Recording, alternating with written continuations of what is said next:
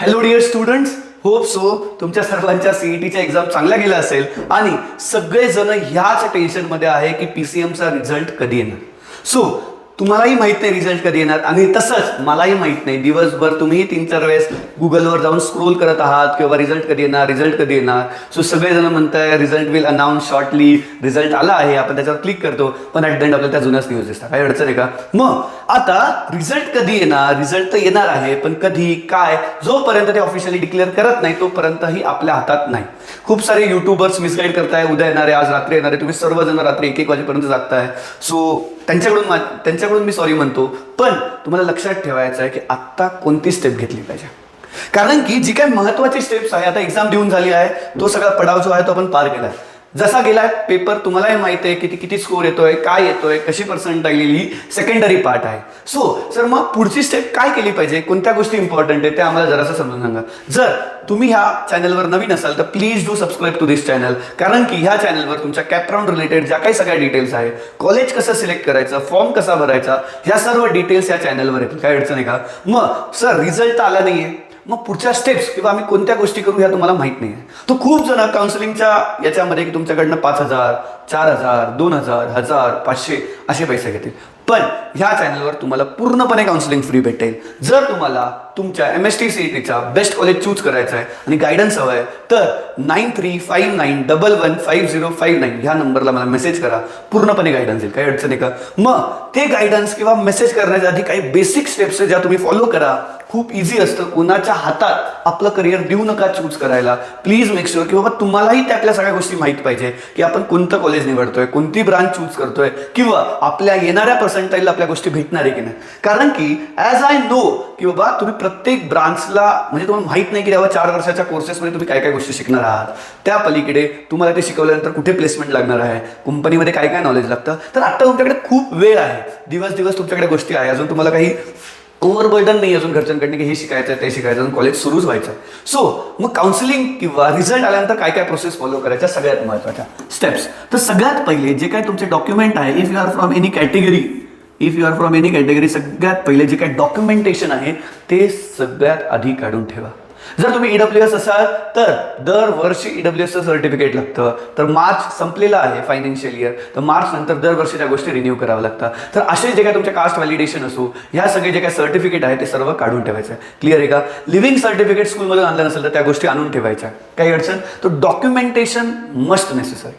नंतर तुम्हाला डिक्लेरेशन किंवा मग उद्या 5 वाजेपर्यंत डेडलाईन आहे, तुम्ही आज असेल करताय, दॅट विल नॉट हॅपन. तर पॅरेंट्सला सगळ्यात आधी तुमचं डॉक्युमेंटेशन सगळ्या गोष्टी क्लिअर आहे की नाही लिस्ट बनवा. 10वीचं मार्कशीट, 12वीचं marksheet, leaving certificate, caste certificate जर ॲप्लिकेबल असेल तर इन्कम सर्टिफिकेट सुद्धा लागतं. जर तुम्ही tuition fee waiver scheme that is TFWSच्या अंडरमध्ये जर तुमचं ॲडमिशन होणार असेल तर काही अडचण आहे का? मग इन्कम सर्टिफिकेट, इन्कम प्रूफ या गोष्टी काढून ठेवा. आधार कार्ड जर अपडेटेड नसेल तर please do update the Aadhaar card. म्हणजे डॉक्युमेंटेशन व्यवस्थित क्लिअर करून ठेवायचं. काही अडचण आहे? हा सगळ्यात महत्वाची पहिली प्रोसेस. मग सेकंड प्रोसेस काय असते कॅप राऊंडमध्ये? That is you have to choose और तुम्हाला प्रायोरिटाईज करावं लागतं कॉलेज. मग आता तुमच्या फॅमिलीसोबत डिस्कस करा की बाबा मी कोणती ब्रांच घेतली पाहिजे. जर तुमच्या फॅमिलीमध्ये कोणी एवढं टेकी पर्सन नसेल किंवा इंजिनिअरिंग साईडमधून फर्स्ट टाइम तुम्ही एक मुलगा असेल किंवा जो मुलगा किंवा मुलगी जे इंजिनियर ग्रॅज्युएट बनणार असेल तर मेक शुअर की बाबा तुमचे जे काही आजूबाजूचे जे काही सिनियर्स असतील किंवा तुमचे जे काही गावामध्ये कोणी जे मुलं इंजिनिअरिंग या क्षेत्रामध्ये गेले असेल त्यांच्याकडनं जराशी माहिती घ्या. कारण की ज्यावेळेस कॉलेज चूज करतो तर तुम्हाला 2 गोष्टींना प्रेफरन्स द्यावं लागतं, आयदर ब्रांच और कॉलेजचं प्लॅटफॉर्म. काही अडचण आहे का? मग ह्या दोन गोष्टी सिलेक्ट कशा करायच्या? मग खूप जण कॉलेजचा प्लॅटफॉर्म सिलेक्ट करता रॅदर दॅन ब्रांच. कारण की खूप सारे इंजिनिअरिंग कॉलेज आहे, खूप सारे मुलं आहे, कंपन्या तर लिमिटेड आहे, हायरिंग लिमिटेड आहे. तर मग हे प्रेफरन्स देऊन ते गोष्टी चूज करता की मला तिथे एन्व्हायरमेंट चांगले भेटतील, त्या ठिकाणी कंपन्या चांगल्या येतील, त्या हिशोबाने ते कॉलेजचं ऑप्शन सिलेक्ट करतं. काही अडचण आहे का? मग विशेष उडतील.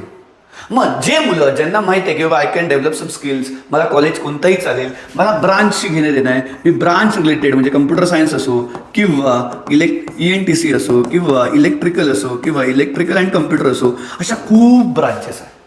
तुम्हालाही माहीत नाही नवीन ब्रांचेस काय. कम्प्युटर सायन्समध्ये तर खूप आहे, AIDS, सायबर सिक्युरिटी, इतक्या ब्रांचेस आहे की तुम्हाला सांगू शकत नाही. मग कोणत्या ब्रांचेस चूज करायच्या, मग त्या ब्रांचेस रिलेटेड जे काही 4 वर्षाचे जे काही कोर्सेस आहे ते बघा की 4 वर्षामध्ये काय काय शिकवणार आहे त्या कॉलेजमध्ये. सपोज तुम्ही एखादं कॉलेज घेतलं CIP, मग तुम्हाला आत्ता करायचं काय, you have to do research on base of college. जे काही कॉलेजेस आहेत त्यांच्या बेसिसचं रिसर्च, की बाबा त्यांची प्लेसमेंट कशी आहे, त्यांचं कट ऑफ रेंज काय आहे, किंवा जे काय तुम्हाला माहिती आहे तुमचे मार्क्स काउंट केले आहे त्या बेसिसवर आपण टेंटेटिव्ह पर्सेंटाईल चूज करा.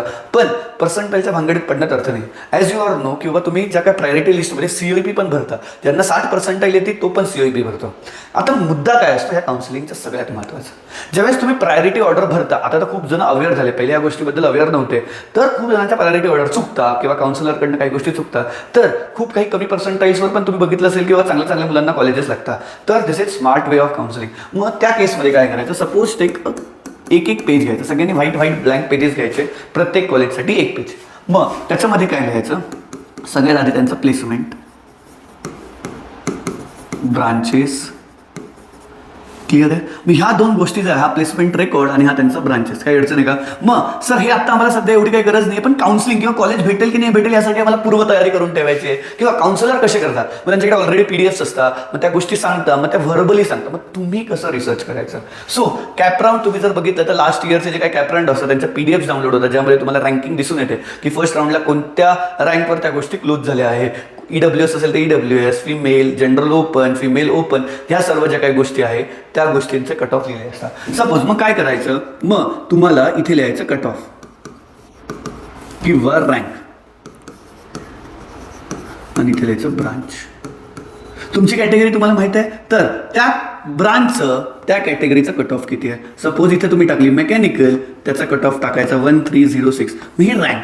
मग तुमचा सपोज जनरल ओपन पण असेल, जनरल EWS पण असेल किंवा फिमेल कोटा असेल, मग त्या कॅटेगरीचा इथे प्रत्येक कॅटेगरीचा रँक मेन्शन असतो. ती कॅटेगरी लिहायची, त्याचा रँक आणि त्याची लिस्ट बनवायची. मग असं प्रत्येक कॉलेज, CIP झालं, PICT झालं, VGTI झालं, VIT झालं, SPIT मुंबई झालं, असे विविध कॉलेज आहे. त्यामुळे तुम्हाला खूप साऱ्या लिस्ट बनावी, मोर दॅन 100 कॉलेजचे ऑप्शन्स भरावे लागतात, त्यावेळेस तुम्हाला बेस्ट कॉलेज भेटतात. क्लिअर आहे की नाही. मग ती प्रायोरिटी ऑर्डर कशी भरायची, काय भरायची ते तुम्हाला मी सांगेल, पण एक हिंट देतो, तुम्हाला एकदम जे काही चांगले कॉलेजेस आहेत ते वरती भरावं लागतात आणि जी काही डिक्रीजिंग ऑर्डरमध्ये गोष्टी भराव्या लागतात. जो हायर प्रायोरिटी किंवा जे कॉलेजेस चांगले आहेत तिथे लागलं तुमचं कल्याण होणार आहे ते सगळ्यात वरती भरायचं. म्हणजे CIP कम्प्युटर सायन्स भले आपल्याला 80% मग तिथून त्या सगळ्या गोष्टी स्ट्रक्चर वाईज भरायच्या असतात. म्हणून तुम्हाला प्रत्येक कॉलेज, जेवढे काही कॉलेजेस तुम्हाला वाटत आहे त्या कॉलेजचं एन्व्हायरमेंट कसं आहे, त्या कॉलेजेसमध्ये कोणते कोणते क्लब्स आहेत, त्या कॉलेजमध्ये जे काही तुमचं फ्युचर, सपोज कोणाला MTech करायचं आहे, कोणाला UPSC करायचं आहे, कोणाला सिव्हिल सर्व्हिसेस, अशा खूप काही जे काही करिअर पाथ्स आहे तुमचे पुढे जाऊन तुम्ही जे डिसाईड केलं आहे त्या रिलेटेड गोष्टींचा रिसर्च आत्तापासून सुरुवात करा. रिझल्ट आल्यानंतर तुम्हाला वेळ नाही आहे फॉर शुअर, कारण की ऑगस्टमध्ये कॉलेज सुरू व्हायला पाहिजे आणि ऑलरेडी अर्धा जीव निघून गेला आहे. तर त्यांचे कॅपराऊंडच्या प्रोसेस त्या एवढ्या स्पीडमध्ये घेतील, तर प्लीज तुम्हाला कॉलेज चूज करायला किंवा कॉलेज रिसर्चला वेळ नाही आहे. तर आत्ता तुम्हाला रॅदर दॅन हसलिंग किंवा रिझल्ट कधी येणार आहे इकडच्या तिकडच्या यूट्यूबच्या व्हिडिओ बघण्यापेक्षा ह्या गोष्टींवर जरासं लक्ष द्या की what you have to do. पहिलं सगळ्यात आधी डॉक्युमेंटेशन आणि कॉलेज रिसर्च, आणि ज्या काय कॅप 1, कॅप 2, कॅप 3, कॅप 4, म्हणजे इथे राऊंड वाईज लिहायचं. तर तुम्ही असं पण करू शकता, राउंड 1, राउंड 2, राउंड 3. सो तुमचा कॅटेगरी रँक आणि आता सपोज ब्रांच आहे, मग रँक आणि इथे ब्रांच. मग सपोज इथं ब्रांच लिहायची, computer rank computer science, rank ENTC, rank electrical. मग तुम्ही ज्या ज्या ब्रांचेस तुम्हाला घ्यायच्या आहे त्याच्या रिलेटेड मग इथे लिहिणार तुम्ही 1306, 1473. मग हे जे काय आहे याच्या काही गोष्टी आहे ज्या काय रँक्स तुम्हाला भेटतील, तर राऊंड 1, राऊंड 2, राऊंड 3. मग तुम्हाला पूर्ण तुमचा चार्ट तुमच्या डोळ्यासमोर असेल, त्याप्रमाणे तुम्ही सिलेक्ट करा. अच्छा माझी ही रँक आली का, मला हे भेटेल, हे भेटेल, हे भेटेल. मग तुम्हाला भेटल्यानंतर सगळ्या गोष्टी सॉर्ट आउट करून मग तुम्हाला ती प्रायोरिटी ऑर्डर भरून ती कॅपमध्ये फिल करायची. खूप अवघड प्रोसेस नाही, का लोकांच्या हातात आपलं करिअर द्यायचं, सगळ्या गोष्टी आपण सिलेक्ट करायच्या, काही अडचण आहे का. So this will be the best format that you can follow for your counselling purposes. काही अडचण असेल तुम्ही माझा नंबर दिला आहे, त्यावर तुम्ही मला कधीही मेसेज करा, त्यावर मी हेल्प करायला तुम्हाला तयार आहे. काही अडचण आहे का, नाही. सो असं तुम्हाला इलेक्ट्रिकल ब्रांचेसमध्ये काय असतं, ENTC ब्रांचेसमध्ये असतं. खूप जणांचं सगळ्यात महत्त्वाचं कन्फ्युजन, सर मला कम्प्युटर सायन्स घ्यायचं पण मला चांगलं कॉलेज भेटत नाही, मग मी ब्रांच कॉम्प्रोमाइज करू की नको करू. तर प्लीज मेक शुअर की बाबा आत्ता तुम्हाला जॉब नाही लागणार आहे, तुम्हाला जॉब लागणार आहे तो 4 वर्षानंतर. तर 4 वर्षानंतरची परिस्थिती ह्या IT सेक्टराची किंवा ENTC ही जी काय ब्रांच आहे त्याच्यामध्ये सेमी कंडक्टर रिलेटेड जॉब जे असतात, चिप रिलेटेड, चिप डिझायनिंग यांचं काय मार्केट आहे, IT रिलेटेड काय मार्केट आहे, मेकॅनिकल रिलेटेड काय मार्केट आहे, इलेक्ट्रिकल घेतलं तर EV रिलेटेड काय मार्केट आहे, या सर्व गोष्टींची जराशी चौकशी करा, मार्केट अनालिसिस करा, त्याबरोबर तुमची ब्रांच ठरवा. Please make sure it's your life long decision. तो चांगला घ्या प्लीज. आधीच बेरोजगाराची संख्या खूप आहे, इंजिनियर्सला टॅगलाईन लागली आहे, पण I know engineers make their life very beautiful. ते बिझनेसमध्ये घुसतात, टीचिंग क्षेत्रामध्ये घुसतात, त्यांना कोणत्याही क्षेत्रामध्ये अडचण येत नाही. चलो मिळते आहे पुढच्या लवकरच. तुमचा रिझल्ट कधी येईल त्याच्या अपडेट्सवर पुढच्या व्हिडिओजमध्ये. पण आत्ता पॅनिक होऊ नका, रिझल्ट कधी येणार याची वाट बघू नका. या गोष्टींवर तुम्हाला वर्क दिलं आहे त्यावर जरासं वर्क करायला सुरुवात करा. चलो, जय महाराष्ट्र.